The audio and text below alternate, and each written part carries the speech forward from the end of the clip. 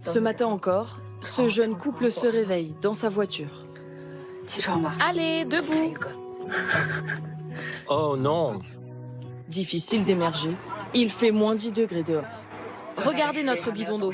Il a gelé dans la nuit. Mais ces livreurs n'ont pas le choix. Leur résidence a été mise en quarantaine, ils ne peuvent pas y retourner. Alors le soir venu, Si-Jie et Yuge survivent, avec les moyens du bord. Quand je fais des livraisons, je n'ai pas froid. Mais dès que je reste immobile 2 minutes, je suis glacée. Quelques kilomètres plus loin, ces chauffeurs de taxi ont trouvé refuge dans un tunnel. Par peur de ne plus pouvoir travailler en cas de confinement chez eux, ils préfèrent dormir dans leur coffre. Dans celui-là, on peut tenir à 2. Ils sont les nomades de la politique zéro Covid. Dans cette rue de Canton, les tentes ont envahi le pavé. Poussés à la rue par des confinements systématiques, comme ce Français. Dès qu'il a su qu'un de ses voisins était positif au Covid, il s'est enfui de chez lui.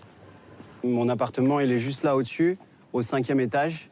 Tout le palier a été placé à l'isolement pour une durée indéterminée. Il doit trouver un autre hébergement pour lui et son chien.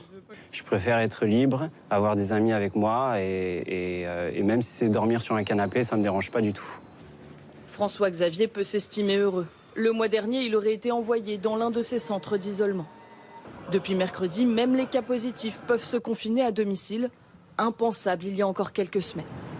Si la population doit toujours se plier aux tests de masse, c'est un timide allègement des restrictions, quelques jours seulement, après la vague de rébellion populaire contre la politique zéro Covid.